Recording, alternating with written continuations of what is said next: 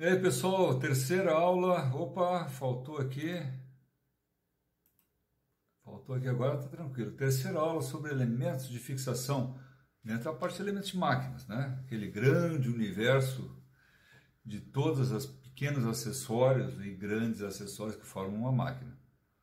E aqui estamos terceira aula, parafusos. Todo parafuso tem rosca de diversos tipos, né? Então, tem que agradar todo mundo, gregos e troianos, e a todas as necessidades também. E o que é rosca? É um conjunto de filetes em torno de uma superfície cilíndrica.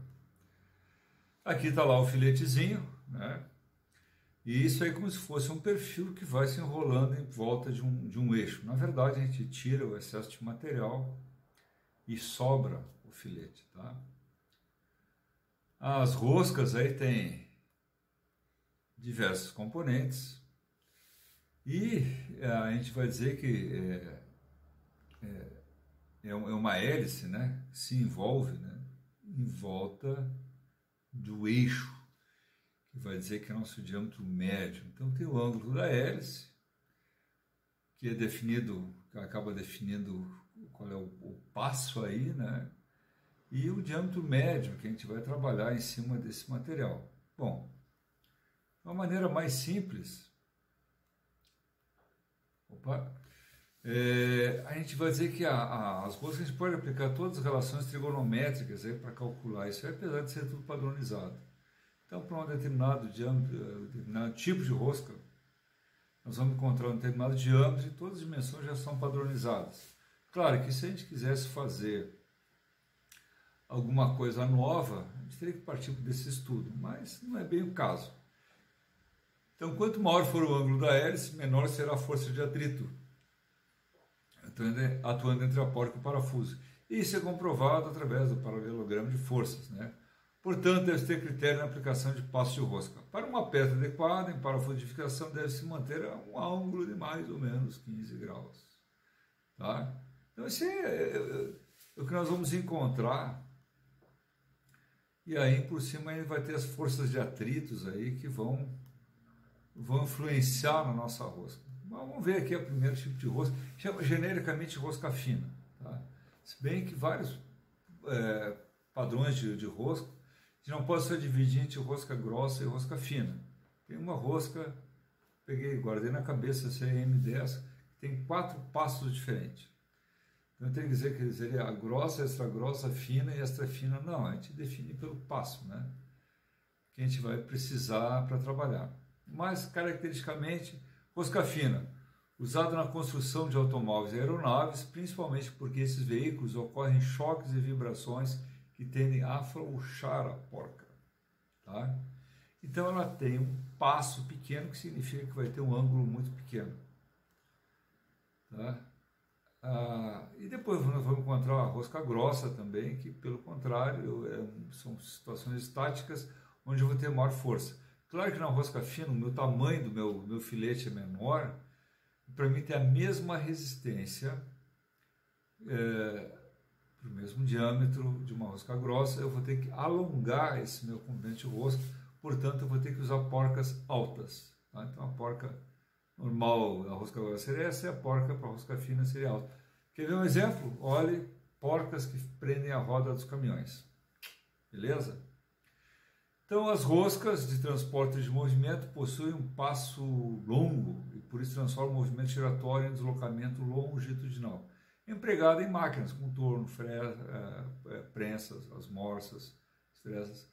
Quando for nas oficinas mecânicas do colégio técnico, dá uma olhada nas máquinas, aí tu vai olhar que tem parafusos bem diferentes, roscas bem diferentes aí para cada aplicação. Tá? As roscas podem ser internas ou externas e tem uma facilidade de montagem e desmontagem muito rápida. Aqui na figura aí dos tubos vermelhos aí, uma tubulação de uma cidade que foi necessário fazer uma tubulação para compensar algum problema, não sei qual é, né?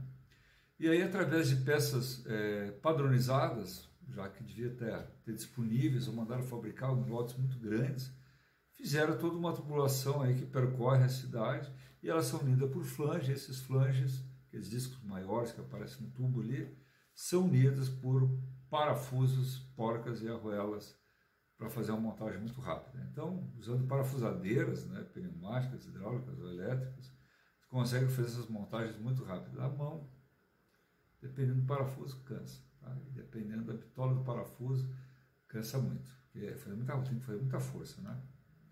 Então, o elemento de fixação, a gente vai olhar aqui, tem uma morsa, né, que tem vários elementos de fixação, tá? Vários elementos de máquinas. Né? A gente vai encontrar aqui um mancal giratório, um parafuso com uma alavanca que é para fixar a morsa em cima do disco giratório.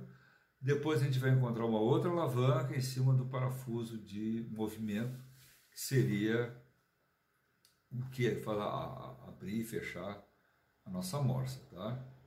Geralmente a gente vai encontrar esses conjuntos ali, que é o corpo do parafuso, ele tem que ter uma cabeça, uma porca e uma arruela aí, que vai ter o aperto adequado para aquilo que a gente precisa. Tá? A figurinha da morsa aqui por dentro, mostrando como é que é o parafuso da morsa. Né? Então tu vai girando, aqui tem uma porca grande aqui dentro, porque eu preciso fazer muito esforço para apertar algumas coisas. Se eu tivesse uma porca fininha, os elementos ali, os filetes seriam roubados, vamos dizer assim. Tá? Então nós vamos encontrar alguns perfis de filete. Então triangular, com vários ângulos. Parafuso e porcas de fixação de união de peça. Por exemplo, a fixação da roda de um carro, roda de bicicleta, vai usar roscas triangulares. Rosca trapezoidal, né? Ela tem o formato tronco de pirâmide. Movimento suave e uniforme como fusos das máquinas. Né? A gente vai encontrar isso aí num torno, aquelas máquinas que a gente viu. A rosca redonda, grande diâmetro, sujeita a grandes esforços. Eles chamam de equipamentos rodoviários, tá? Mas eu particularmente nunca vi esse tipo de rosca aqui. Tá? Rosca quadrada, prensas e morsas, que a gente acabou de ver, né? A gente que chama a morsa de torno de bancada, tá? Então, tem essas pequenas diferenças aí. E dente de serra, tá? Que exerce grande esforço num só sentido, que seria o macaco de catraca, né? Dando umas alavancadas, ele vai subindo numa posição só. E ainda tem dois tipos de rosca para confundir a nossa vida, né? A rosca direita e esquerda, porque até se tu quiser, por exemplo, tu tem uma peça, tu quer botar uma porca no meio nesse parafuso, fazer juntar, chamados esticadores, tá? Se eu tiver a rosca no só sentido, eu afrouxo, ela abre de um lado e vai andando. Eu nunca vou conseguir aproximar as duas porcas que faria o meu esticador esticar a peça, né? Então um lado é a rosca direita, outro é a rosca esquerda. Quando eu giro, as duas porcas se aproximam. Se você acha que não é possível, pega um parafuso com rosca longa, que tem só uma rosca de um lado, e faz as duas porcas se aproximarem, segura as porcas aqui do lado e gira o parafuso, e se elas vão se aproximar, não, elas vão manter a distância constante. Tá? E algumas vezes é em função de vibração, etc. Agora, quando tu pega um parafuso, rosca esquerda, e tu está acostumado só a afrouxar a rosca direita, tu quer afrouxar, e quanto mais tu afrouxa, na verdade, mais tu tenta afrouxar, mais tu aperta. Então, minha vez tem que olhar, isso é rosca esquerda? Aí tem toda a nomenclatura da rosca aí, com todos os seus nomezinhos, tá? Eu vou encontrar, o passo é a distância entre duas cristas de rosca, o diâmetro externo que a gente vai medir por fora com o paquímetro, esse é fácil de medir, tá? O diâmetro interno já é um pouquinho mais difícil de medir com o paquímetro, tá? Tem que pegar o ladinho certo para medir, dependendo da rosca, se ela for muito fina, os batentes do paquímetro não conseguem chegar no fundo de rosca, tu vai ter uma medida falsa, tá? O D2 ali está dizendo que é um diâmetro de flanco, que seria um diâmetro médio, tá? O ângulo do filete é consequência do passe do diâmetro. O fundo do filete é o tipo de perfil, se ele é cônico ou é arredondado. E aí depois vem os demais, né?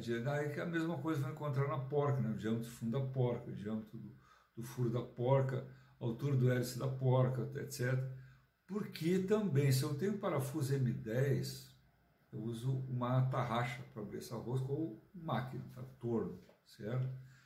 O parafuso M10 ele tem que ser rosqueado numa chapa com rosca M10.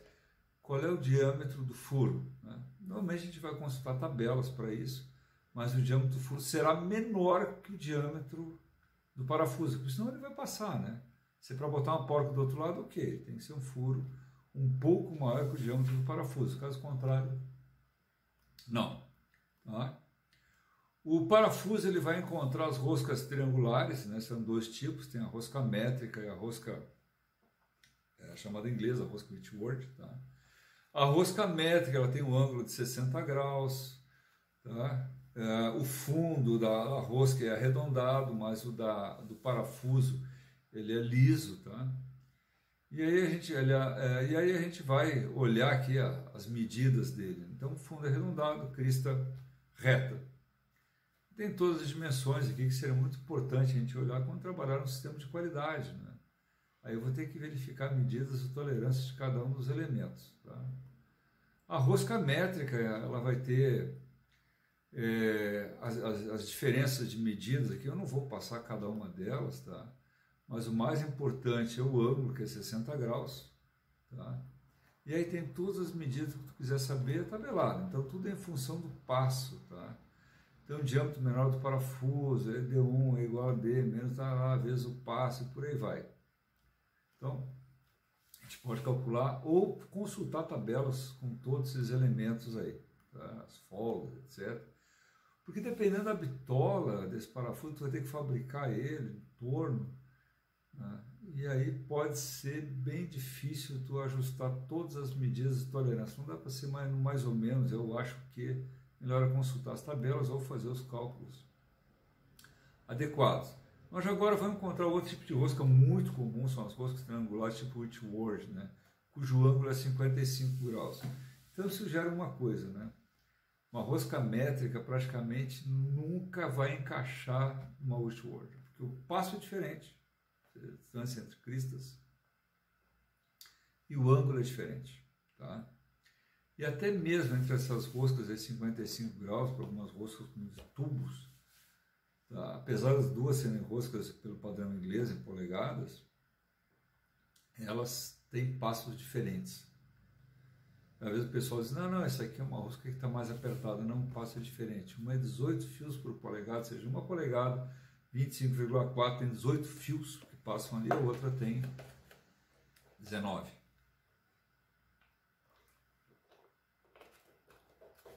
Então, pequenas diferenças fazem não funcionam mais as coisas, né? E aí aqui tu vai encontrar as mesmas relações matemáticas aí, né? Para encontrar os elementos. E aqui tu vê que o fundo e a crista da rosca já representam como as duas como arredondadas. É um padrão. Se bem que tu usar um torno, tá, para fazer uma crista de rosca arredondada, é bem difícilzinho, tá? Tem que ter uma ferramenta especial para fazer isso, senão tu não consegue. Mas como é que eu vou achar, tem lá o meu parafuso, como é que eu vou achar as dimensões aí uma rosca lá? Que rosca é essa? Meço o diâmetro externo. A gente tem dúvida se é polegada ou milímetro, porque as dimensões poderiam ser muito próximas, né? Aí eu tenho que definir pelo passo. Como é que eu vou medir o passo? Uma maneira que a gente pode fazer, abre o paquímetro, né, com as pontinhas dele ali, para 1 polegada de comprimento e ver quantos fios tem ali dentro de 1 polegada. Tá? Ou pega, abre 10 fios, eu costumo fazer isso, passar uma marquinha com uma canetinha, 10 fios, vejo a dimensão e vejo quantos fios tem ali naquele, aí eu vou achar o passo específico, né? Aí de repente já acha um passo 1,5, 2, né? Já é métrico. Achou um número muito quebradinho ali, dividido por 10, compara e vê se não é em polegada. Então, aí abriu o paquímetro, 20 fios por polegada, pronto, abre 1 polegada e conta ver se são os 20 fios. Mas, talvez a melhor maneira seja utilizar o famoso pente de rosca, tá? Geralmente a gente vai encontrar esse duplo que aparece, esses duplos que aparecem aqui, ele um lado é polegada, o outro lado é milímetros. Então, tu vai abrindo e vai tentando encaixar como está mostrando aqui nessa figura, tá? Essa é a melhor maneira. Tu bota e olha contra a luz ainda, para ver se está encaixando direitinho. Se não encaixar direitinho, olha o anterior, olha o próximo, para ver se tu não ficou errado. Ah, nenhum encaixou direito? Não, então não é milímetro e polegada. Tá? E aqui estão os dois métodos que eu falei, né? Tu vai abrir o paquímetro com as orelhas do paquímetro aqui, um certo número de fios, eu abro 10, ou com a escala. A escala é mais difícil um pouquinho ainda, né? Tem que ter um olhinho treinado para isso aí. Aí para tu contar os 10 fios, eu pego uma canetinha, né? Volta aqui, eu passando fio por fio, né? 1, 2, 3. Tentar contar só no olho, assim, é bem difícil, tá? Os parafusos diferenciados pela forma da rosca, da cabeça e da haste é o tipo de acionamento, né? O tipo de acionamento é a cabeça dele, como é que eu vou botar, né? O tipo de chave que eu vou colocar. Se ele é rosca parcial, como esse aqui, é uma rosca total. Dependendo dos parafusos curtos, geralmente é rosca total. Os parafusos, quando começam a ficar mais compridos, aí ele é rosca parcial, só uma parte dele tem rosca. Então, dependendo do material que tu vai parafusar, tu tem que medir as peças ali. Vou comprar um parafuso mais comprido, aí não tem rosca. Todo aquele comprimento que tu imaginou a mais ali, né? Então, tá, o corpo do parafuso pode ser cilíndrico ou cônico, pode ser com sem cabeça, né? Ou pode ser barra roscada ainda. Quando tu tem que usar os parafusos aí, dependendo da montagem, tu já compra barra roscada e porca, porque alguns parafusos com materiais especiais é difícil achar o parafuso, mas o material tu consegue achar. Então tu manda usinar, que a gente chama de parafuso estojo, né? Que é o que aparece aqui embaixo, como chamado prisioneiro. Né? E o prisioneiro, às vezes, ele tem dois tipos de rosca diferentes de um lado do outro. O cônico, mais utilizado para fixação em madeira, plástico, tá? E o cilíndrico é para tu usinar em qualquer superfície, né? Desde que seja uma superfície resistente. Então, os parafusos passantes, aqueles mais fáceis de montar, né? Onde tu vai usar parafuso com cabeça estavada. Esse aqui, o segundo ali, é o chamado estojo, né? Aí, no caso, não é prisioneiro. Prisioneiro é quando um lado é fixado num bloco de motor, por exemplo, né? Está preso lá na máquina. Posso usar sem arruela ou com arruela. Geralmente a arruela te dá um aperto maior, consegue dar maior aperto, né? Te dá superfície de deslizamento. E ele pode ser aplicado principalmente em superfícies que tu não pode arranhar. Tem algum tratamento de superfície. E eu uso que tem outra porca, porque eu quero que esse troço não aperte. Então aperta a primeira porca em parafuso, depois bota a contraporca, segura a porca desse lado aqui com uma outra ferramenta, eu aperto a contraporca, pode olhar que às vezes a contraporca é mais baixa, tá? Menor. Mas se eu tiver uma contraporca menor, tu pode usar com a contraporca maior, tá? Isso aí dá um aperto muito grande, e dependendo do torque que tu fizer, não vai afrouxar mas assim tão fácil, tá? Os parafusos não passantes, ele pode ser com rosca total ou parcial, né? Veja aqui que eles botaram com esse aí que tem uma rosca parcial, porque rosca mesmo só tem na parte de baixo, tá? Nessa chapa fina, de cima aqui não tem rosca, só furo. Eu aperto, eu vou ter um aperto adequado ali nesse material aí, tá? Aqui é difícil, quando eu tiver que fazer isso aqui, eu tenho que ter a ferramenta, tenho que passar o macho, pessoal. Ferramenta que abre a rosca interna. Aí tem que tomar um cuidado, porque às vezes tu está virando, tem uma peça chamada vira-macho, tu está apertando o macho, pode dar uma trancadinha, às vezes já chegou no fundo, tu não te deu conta, então tem que tomar um cuidado com isso. Ainda mais uma puxada, quebra o macho, meu Deus do céu. Dependendo de onde quebrou, se quebrou lá para dentro, tu não tira mais aquela peça de dentro. É praticamente impossível, tá? Tudo é possível nesse mundo, mas olha, vai dar um trabalho do cão fazer isso. Parafuso de pressão, que ele está dizendo que eu vou travar numa peça, tá?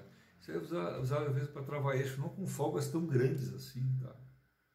Ao invés de tu botar a chaveta, o que tu faz? Tu faz um furinho no eixo, chama de mosquinha, faz uma mosquinha no eixo, e bota um parafusinho desse aqui, travou, ele vai travar naquela furinho que tem no eixo, não vai mais girar, tá? Aí tem os parafusos prisioneiros, que eles são sem cabeça, com rosca em ambas extremidades, sendo recomendado nas situações que exigem montagem e desmontagens frequentes. Em tais situações, o uso de outro tipo de parafuso acaba danificando a rosca dos furos. O parafuso prisioneiro permanece no lugar quando as peças são desmontadas. Tá? Então você tem que ter um torque separado, diferenciado, perfil de rosca diferente, né? Passo diferente, para conseguir ter essa função adequada aí, tá? Então, aqui está mostrando ali, né? Então aqui é um bloco de peça, uma peça maciça ali, onde eu faço uma rosca e boto a minha peça aí. Beleza, tá? Aqui está mostrando um tipo de prisioneiro que ele tem uma tala ali, uma coisa ali no meio, tá? Pode servir para fazer minha montagem mais fácil, aí vai ter todos os tipos de imaginar, né? Então, para unir com parafuso, precisa levar em consideração 4 fatores: profundidade do furo broqueado, no caso do prisioneiro, profundidade do furo rosqueado, comprimento útil de penetração do parafuso e diâmetro do furo, quando for furo passante, tá? Então, o diâmetro do furo broqueado vai ser função da rosca que eu quero fazer. Então, olha essa tabela, qual é o furo que eu tenho que fazer, faço o furo, produzo o macho e tenho que tomar o cuidado do parafuso. Ele não pode ser mais comprido daquilo que eu consigo alojar, senão vai ficar sobrando parafuso para cima ou não vai dar o aperto adequado, né? E quando eu furo passante, ele tem que ser maior que o parafuso. Muito bem.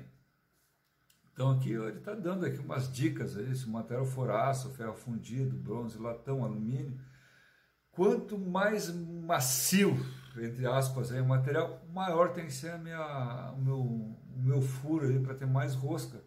Quanto mais macio o material, menos resistente ele é, né? Em geral, de uma maneira, né? E o diâmetro do furo passante, eu tenho que ser 1,06 o furo, o diâmetro do meu parafuso, tá? Então, se eu tiver um parafuso 10 milímetros, eu tenho que ter, qual é o tamanho do meu furo passante? 10,06.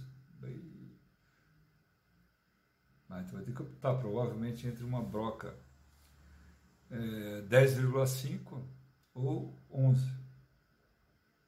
Porque 10,6 vai ser de novo, né? Se tu quer fazer, se é uma produção seriada e tal, tem responsabilidade sobre isso, tu vai encomendar com alguém essas brocas aí, vai usar as brocas aí, né? Tá? Então, 2 peças de alumínio devem ser unidas por um parafuso de 6 mm de diâmetro. Qual deve ser a profundidade do furo broqueado? Qual deve ser a profundidade do furo roscado? Quanto o parafuso deve penetrar? Qual o diâmetro do furo? Né? Então, o diâmetro do furo, do diâmetro do parafuso, 3 vezes 6, 18 milímetros, né? Essa é a relação que a gente vai ter que utilizar. Acho que não, aqui está. Peraí, vamos olhar na nossa tabelinha aqui, tá? A profundidade do furo broqueado tinha que ser 3, tá? Aqui nos entusiasmamos demais, né? A profundidade da parte rosqueada, aí vai ser 2,5 vezes 6, 15 milímetros. E o comprimento de penetração, quanto é que tem que ter o parafuso? Pelo menos 12 milímetros, tá? E se fosse um furo passante, 6,36. Aí pega uma broca de 1/4, que aí tu vai achar, né? Se a união por parafuso for feita entre materiais diferentes, os cálculos deverão ser efetuados em função do material que receberá a rosca. Tá? Então a gente vai olhar aqui o comprimento útil, o comprimento da rosca, porque tem outra peça em cima que não vai ter roscado, então eu posso desconsiderar esse comprimento todo, né? Muito bem. E aí, continuando mais um pouquinho, o parafuso, cabeça estavada, é utilizado em uniões que se necessita de um forte aperto da chave de boca ou chave de estria, né? Ou alguns chamam de estrela, tá? Quero dar uma apertada boa, geralmente o parafuso cabeça estavada é o melhor que tem para trabalhar, tá? Quando eu não tenho espaço, às vezes eu tenho que alojar a cabeça do parafuso, eu vou usar parafuso estavado interno, que é chamado de parafuso Allen. tá? De uma maneira geral, ele é aplicado apenas quando eu tenho que esconder a cabeça do parafuso, tá? Parafuso de cabeça com fenda, como eu disse para você, ele está sendo substituído, todos eles, pelo Phillips, porque o aperto dele com fenda é sempre um pouco mais difícil. Mas se for usar Phillips, começa a usar umas chaves de boa qualidade, porque senão elas vão se desmancham, né? O material aquele compra lá na prateleira do supermercado não é de boa qualidade, tá? Parafuso com fenda, muito empregado em montagem que não sofre grande esforço, sendo a cabeça do parafuso não pode exceder a superfície da peça, dependendo do tipo de cabeça, né? Então eu vou pegar entre parafuso com sextavado interno, utilizado em uniões que exigem um bom aperto, no caso onde o manuseio da ferramenta é difícil, devido à falta de espaço. Esses parafusos são fabricados em aço e tratados termicamente para aumentar a resistência à torção. De cabeça redonda, com fenda, nós vamos encontrar aqui esses parafusos, né? Cabeça redonda com fenda, e depois o parafuso com sextavado interno. Os parafusos para madeira também, tá? Eles são montados não só em madeira, mas em concreto, com bucha plástica, né? Então vou aplicar em diversos elementos. Então vou ver qual é o tipo de cabeça ideal que eu vou utilizar, né? Para fazer força, não usa fenda.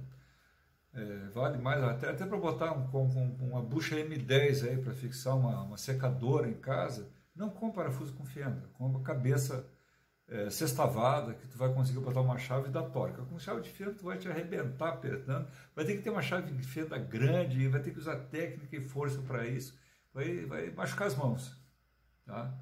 E ainda com a sextavada, se tiver uma boa parafusadeira, dá para usar uma parafusadeira ainda para isso. Se for Phillips, também dá para usar parafusadeira, dependendo do torque que tiver que dar, tá? Mas com fenda, nossa, é um sacrifício.